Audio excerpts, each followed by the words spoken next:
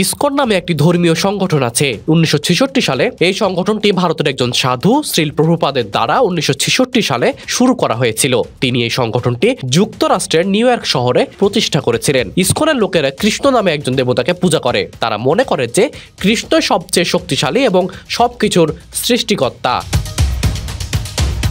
ইসকনের লোকেরা বিশ্বের অনেক দেশে মন্দির তৈরি করে, মানুষকে ধর্মীয় শিক্ষা দেয় এবং দরিদ্রদের সাহায্য করে। তারা শ্রীমদ্ভগবতী গীতা নামে একটি পবিত্র গ্রন্থকে অনেক গুরুত্ব দেয়। এই গ্রন্থে জীবনের রহস্য এবং সুখী হওয়ার উপায় বলা আছে। সহজ কথায় বলতে গেলে ইসকন হলো একটি ধর্মীয় সংগঠন যার লক্ষ্য হলো মানুষকে কৃষ্ণের কাছে নিয়ে যাওয়া এবং একটি শান্তিপূর্ণ জীবনযাপন করতে শেখানো। বাংলাদেশে ইসকন খুবই সক্রিয় এবং দেশ জুড়ে বেশ কয়েকটি মন্দির পরিচালনা করে। 70-এর দশকের শুরুতে এই দেশে সংগঠনটির কার্যক্রম শুরু হয়। রাজধানী ঢাকার স্বামীবাগ মন্দির, যা বর্তমানে ইসকনের একটি গুরুত্বপূর্ণ কেন্দ্র হিসেবে পরিচিত, এটি সংগঠনটির প্রথম কেন্দ্রগুলোর মধ্যে অন্যতম। ইসকনের বাংলাদেশের শাখা তাদের বিভিন্ন ধর্মীয় এবং সামাজিক কার্যক্রম পরিচালনা করে, যেমন ধর্মপ্রচার, মন্দির পরিচালনা এবং বার্ষিক রথযাত্রা উৎসবের আয়োজন। সোমবার ইসকন বাংলাদেশের মুখপাত্র অধ্যক্ষ চিন্ময় কৃষ্ণ দাস ব্রহ্মচারীকে গ্রেপ্তারের ঘটনায় হিন্দু সম্প্রদায় এবং ইসকনের ভক্তদের মধ্যে ক্ষোভ ছড়িয়ে পড়েছে। দেশের বিভিন্ন সংবাদ মাধ্যমে বলা হয়েছে তিনি বাংলাদেশের সংখ্যালঘু সম্প্রদায়ের ওপর নিপীড়নের বিরুদ্ধে সরব ছিলেন এবং তাদের অধিকারের পক্ষে শান্তিপূর্ণ আন্দোলনে নেতৃত্ব দেন। এ কারণে তাকে গ্রেপ্তার করা হয়েছে বলে অভিযোগ উঠেছে।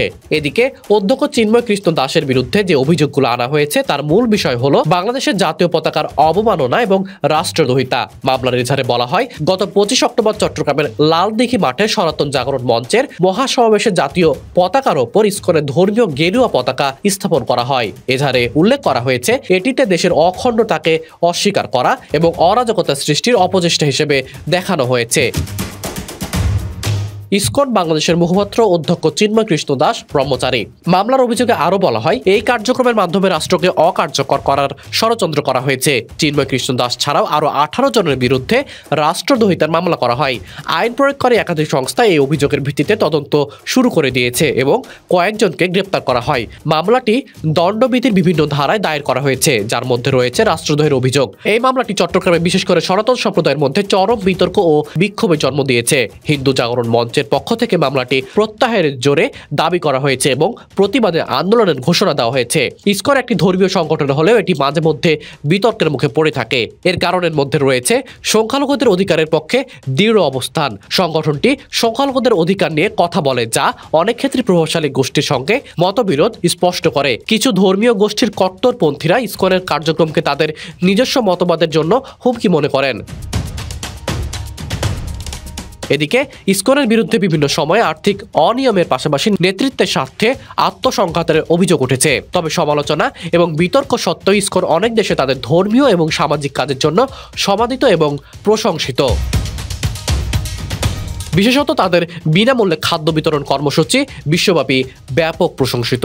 ইসকন কিছু দেশে নিষিদ্ধ বা এদের কার্যক্রম সীমাবদ্ধ করা হয়েছে, তবে অধিকাংশ ক্ষেত্রে এটি সাধারণত স্থানীয় রাজনৈতিক বা ধর্মীয় মতাদর্শের সঙ্গে সংঘর্ষের কারণে আরোপ করা হয়েছে। রাশিয়ার কয়েকটি অঞ্চলে ইসকনের কার্যক্রমে সীমাবদ্ধতা আরোপ করা হয়েছে, বিশেষত তাদের শাস্ত্র এবং ধর্মীয় বই বিতরণ নিয়ে বিতর্ক চরমে উঠেছে। কাজাখস্তান এবং তুর্কমেনিস্তানের মতো মধ্য এশিয়ার দেশগুলোর ইসকনের কার্যক্রমের উপর কঠোর নজরদারি জারি করেছে।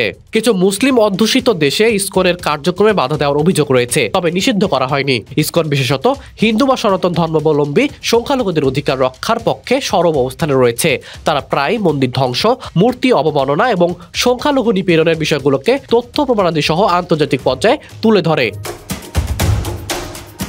ভক্তিযোগ বা কৃষ্ণ ভাবনা মিলিত সংস্কৃতি হাজার বছর ধরে ভারতবর্ষের মধ্যেই সীমাবদ্ধ ছিল। শ্রীল প্রভুপাদের অক্লান্ত চেষ্টায় অনন্ত জ্ঞানের ভাণ্ডার বিশ্ববাসীর সামনে উন্মুক্ত হয়ে যায়। লাখো মানুষ তার অনুসারী হয়ে যান। শ্রীল প্রভুপাদের জন্মগত নাম অভয়চরণ দে। তিনি 1986 সালের 1 সেপ্টেম্বর কলকাতায় জন্ম নেন। তরুণ অবস্থায় তিনি মহাত্মা গান্ধীর অসহযোগ আন্দোলনে যোগ দিয়েছিলেন। 1922 সালে প্রখ্যাত পণ্ডিত এবং আধ্যাত্মিক নেতা শ্রীল ভক্তি সিদ্ধান্ত সরস্বতীর সঙ্গে সরাসরি সাক্ষাৎ তার জীবনে জীবনের মোড় ঘুরিয়ে দেয়। পরবর্তী 32 বছর তিনি বিভিন্ন সময় পশ্চিমা বিশ্বের দেশগুলোতে যাওয়ার প্রস্তুতি নেন। 1965 সালে 69 বছর বয়সে তিনি একটি পণ্যবাহী জাহাজ জলদূতে বিনামূল্যে যাত্রার অনুমতি নেন। তবে সেই সমুদ্র যাত্রাটি ছিল অত্যন্ত কঠিন এবং ভয়াবহ।